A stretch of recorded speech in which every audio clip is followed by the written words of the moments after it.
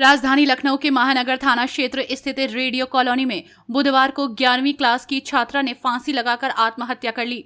उसका शव कमरे के अंदर दुपट्टे से लटका मिला था। सूचना पर पहुंची पुलिस ने शव को पोस्टमार्टम के लिए भिजवा दिया है। वहीं पिता ने स्कूल की प्रिंसिपल और शिक्षिका के खिलाफ मुकदमा दर्ज कराया है। आरोप लगाया जा रहा है कि प्रिंसिपल ने न केवल पेपर में नकल करने का आरोप लगाया, बल्कि दोस्तों के सामने उसे प्रताड़ित भी किया।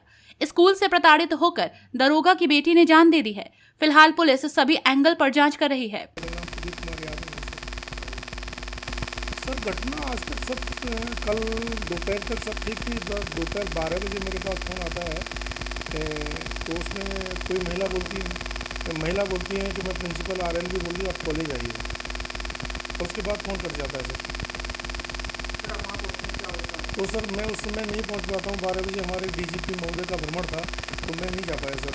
मैं वहाँ से आफ्टर लंच टाइम में सर लगभग 1:45 बजे निकला हूँ सर। घर आया तो घर पे मेरी मैडम नहीं थी सर। तो मैंने बच्ची से पूछा मेरी मम्मी कहाँ है, तो बेटी ने बताया कि दीदी को लेने गई है। जब तक मैं गेट से बाहर निकला तो मेरी पत्नी आ रही थी रोती हुई सर, और रोने लगी, बोले बेटी नहीं मिली सर कॉलेज में। मैं सर एकदम परेशान हो गया और मैं दौड़ के कपड़े चेंज के बावजूद दोस्ती में सर कॉलेज में चला गया। गेट पर रोका मुझे तो मैंने कहा मुझे प्रिंसिपल साहब से मिलना है। तब उसने अंदर जाने दिया तो सामने ही गैलरी में एक छोटे से स्टूल और मेज़ पर एक कॉपी में कुछ लिख रही थी मेरी बेटी। मैंने उसकी पीठ पे ऐसे हाथ करके बताया बेटा क्या कर रही हो, तो रोने लगी सर। बड़ा बदहवास थी। तो एक महिला थी वहाँ शायद अनुचर रही होगी, उसने मुझे कहा आप यहाँ बैठिए और वहाँ बैठिए जाके, तो विजिटर रूम होता है वहाँ जाके मुझे बिठा दिया।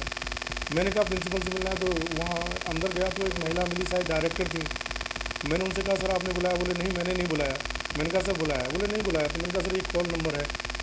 तो फिर बोले क्या कहा था? मैंने कहा सर ये बता रही प्रिंसिपल है। तो उन्होंने प्रिंसिपल को बुलाया। प्रिंसिपल आते ही जैसे ही मेरा नाम पूछा वो अपमानित करने लगी सर मुझे। बोले आप अपनी बच्ची को नकल कराते हैं, आप अपनी बच्ची को प्रोत्साहित करते हैं, आप पुलिस में हैं तो आप नकल कराएंगे। और वो सर पर्ची मुझे दिखाई। मैंने कहा सर ये पर्ची मुझे देखने तो दीजिए। बोले नहीं ये तो अब्लेक में रहेगी, अब्लेक में रहेगी। और सर ये जो मैं बोल रहा हूँ रिकॉर्ड बोल रहा हूँ ये सारा वॉइस रिकॉर्ड और रिकॉर्डिंग स्कूल के कॉलेज में होगी। सर मुझे आधा पौने घंटे बिठाना, मेरी बच्ची को आधा मतलब छुट्टी 12 बजे होने के बाद 2:45 बजे तक 2:30 बजे तक बिठाना। और सर अकेले में एक बच्ची की परीक्षा कॉलेज टाइम ऑफ होने के बाद भारत में कहीं नहीं ली जाती है। मेरे माननीय मुख्यमंत्री जी, मेरे प्रधानमंत्री जी इतने अच्छे प्रोजेक्ट बना रहे हैं सर, इतनी अच्छी सुविधाएं दे रहे हैं, देश को नंबर 1 पे ला रहे हैं, प्रदेश नंबर 1 हो गया है सर। उसके बाद वो ऐसे संस्थान जो हमारी सरकार का नाम डुबाना चाहती हैं सर, इनको मैं सर इतना ही कहना चाहता हूँ सर कि इनको किसी भी दशा में किस नियम के परीक्षा नहीं ली, किस नियम के तहत इन्होंने अकेली बच्ची की परीक्षा ली छुट्टी होने के बाद, किस नियम में मुझे सर ये बता दें केवल ये। सर मैं डेड बॉडी लेके थाना गया था सर, और थाने में भी सर पहली बार गया तो वहाँ गेट पे ही मुझे बता दिया आप कहाँ से आए और कहाँ लड़की पढ़ती थी। तो एक दीवान जी मिले, मैं नाम नहीं जानता, उन्होंने कहा कि आप यहाँ महानगर मत आइए, आप गाजीपुर जाइए। सर मैं गाजीपुर गया डेड बॉडी लेके, डेड बॉडी गाजीपुर में मैं गया तो वहाँ थाने मेरे सर गाड़ी के और डेड बॉडी का फ़ोटो होगा सर। तो वहाँ से मुझे वहाँ एक इंस्पेक्टर हैं धर्मेंद्र जी, उन्होंने टॉर्चर किया, कहा वो भाई आपने डेड बॉडी कैसे उतार ली और आप उनको यहाँ क्यों लेके आए, और यहाँ लेके आए तो डेड बॉडी क्यों उतार ली, आप पुलिस में इतना भी नहीं जानते। तो मैंने कहा सर मैं भी पुलिस में हूँ, आप इस तरीके से बात नहीं करें, मदद करनी करिए मत करिए। जब मैंने उन्हें कहा पुलिस की बात बताई तो वो थोड़ा नॉर्मल भी बोले मैं इंस्पेक्टर से बात कर लेता हूँ, आप गाजीपुर से सीधे वहीं जाइए महानगर में आया सर। तो महानगर में ACP महोदय मिली, बहुत अच्छी थी सर, उन्होंने मुझे बड़ा कोऑपरेट किया और तुरंत मेरा मुकदमा लिखाया सर। और तब से सर मैं दाह संस्कार करके घर पे हूँ, अभी मैं पुलिस से नहीं मिला हूँ सर। भविष्य में कोई भी बच्चा आत्महत्या के लिए प्रेरित ना हो और ये इतना टॉर्चर न करें कोई अगला बच्चा भी आत्महत्या करे, इसके लिए ज़रूर कानूनी कार्रवाई की जाए। मेरी बच्ची तो सर चली गई, मुझे न्याय मिल जाए बड़ी मेहरबानी होगी, लेकिन अगले बच्चे की जान न जाए, मैं सर कितना चाहता हूँ सर। नहीं सर स्कूल की तरफ से नहीं आया। सुबह एक मिस्टर ये आए थे गौतम गुप्ता जी, तो उन्होंने ये कहा था कि मैं बहुत परेशान हूँ, मेरी बेइज्जती की है, मेरी बच्ची की बेइज्जती की है और मैं आपके साथ हूँ। तो मैंने उनसे कहा आप मीडिया बोले मुझे बुला लीजिए, मैं मीडिया को बयान दूंगा। तो फिर मैंने कहा आप दे पाएंगे, आपकी बच्ची पढ़ रही है? तो बोलो मैं सोच के बताता हूँ। बाद में मुझसे ये ज़रूर कह के गए थे कि आपकी जान को खतरा है। तो मैं समझ नहीं पाया सर वो मेरे पक्ष में आए थे या कॉलेज की तरफ से भेजा गया था सर। आपको बता दें कि महानगर के रेडियो मुख्यालय में छात्रा की सुसाइड का मामला सामने आया है। सर्वोदय नगर स्थित RLB स्कूल का ये मामला है।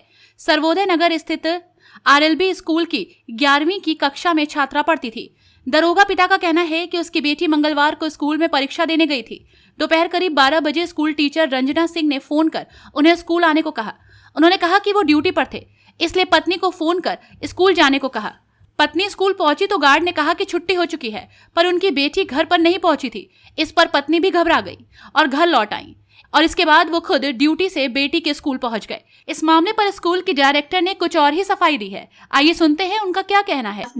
परीक्षा के दौरान वो थोड़ा नकल कर रही थी, जो टीचर्स ने देख लिया और उसको कुछ नहीं कहा, केवल उसकी कॉपी ले ली और वो पर्चियां ली और उसके बाद उसको सीधे ऑफिस में ले आई थी और उसको दूसरी कॉपी दे दी ताकि तुम बैठ के एग्जाम करो। बस इतना कहा कि बेटा नकल नहीं करनी चाहिए और उसने बैठ के पूरा पेपर दिया, जिसमें उनके फादर को कॉल करके बुला लिया था कि ऐसी बातें नहीं।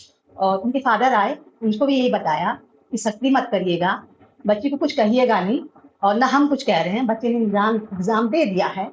इसके बाद बच्ची ने एग्जाम दिया, पापा को बैठाए रखा और फिर पापा को हैंडओवर कर दिया। बस इतनी सी बात। नहीं, स्कूल में वो साधारण बच्ची थी, एवरेज बच्ची थी और टीचर्स को जवाब भी देती थी, यस और नो में बात करती थी और एवरेज लड़की थी। और यहाँ पर ऐसा कुछ भी नहीं था कि हम बच्चे के लिए कुछ कह सकते। बच्ची ठीक थी। अब आप देख लीजिए इस घटना से जुड़ा हुआ सीसीटीवी फुटेज। ये सीसीटीवी फुटेज स्कूल का ही है, जिसमें आप देख सकते हैं कि एक कमरे में सभी छात्राएं परीक्षा दे रही हैं।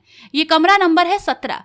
इसमें पीछे बैठी हुई छात्रा जो परीक्षा दे रही है उसका नाम है ईशा यादव। इसी छात्रा पर आरोप है कि वो नकल करते हुए पकड़ी गई थी, जिसको लेकर उसके पिता को बुलाया गया था। पिता के सामने छात्रा को भी बुलाया गया। पिता का आरोप है कि जो नकल करने का आरोप लगाया गया उसमें उन्होंने जब नकल पर्ची मांगी तो उनको नहीं दी गई। आरोप है कि इस दौरान उनसे बदसलूकी भी की गई और बेटी को डांटा फटकारा गया। इस घटना से वो काफी डरी सहमी हुई थी। ये देख वो बेटी को अपने साथ ले गए, लेकिन उनकी बेटी इस घटना से इतनी आहत थी कि उसने आत्महत्या कर ली।